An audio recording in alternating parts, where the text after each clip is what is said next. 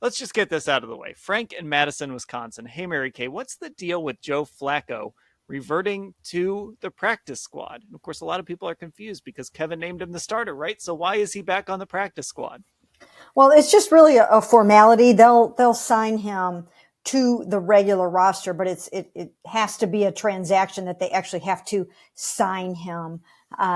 So they will do that. They'll sign him to the regular roster. Maybe this week, or maybe they'll use their last elevation for him. They have 3 elevations of the practice squad guys, and it's really just a procedural move. Nothing that anybody needs to worry about.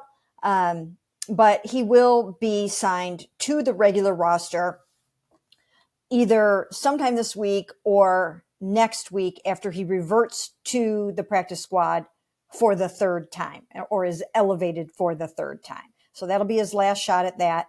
And then he will have to be signed to the active roster, but it will happen. It's just a procedural move. Nothing anybody needs to worry about. Like Kevin Stefanski said today, don't worry about it. So we're not going to worry about it.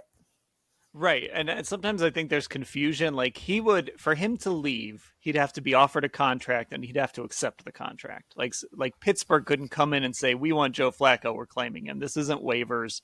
This isn't anything like that. And as long as the Browns are completely certain that he wouldn't do that, then, which they are, and he is, you basically get a free roster spot out of this because you don't have to put him on your 53. You don't have to waive somebody or cut somebody right now. So you're kind of playing a loophole at this point with the way that this all worked out.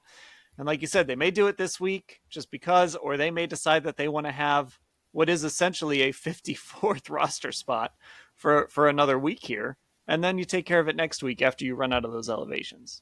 Exactly. And, and this is a week where they might want to take advantage of having an extra roster spot because they have to deal with some injuries. Now, DeJuan Jones is going to be placed on injured reserve. He's lost for the season with a knee injury. So that's one transaction that's going to happen. But there are other guys. I mean, there are a few other guys that are candidates for injured reserve. One of them is Grant Delpit. Grant Delpit, who signed his 3-year, $36 million extension today. He suffered a pretty significant groin injury yesterday. And if it looks like he's going to miss as many as 4 games, then he could be placed on IR for the rest of the season. So they've got to play around with some things here and figure some things out. But there's no sense of urgency with Joe. He will be signed to the active roster when they need him to be. And again, that could be this week, could be next week.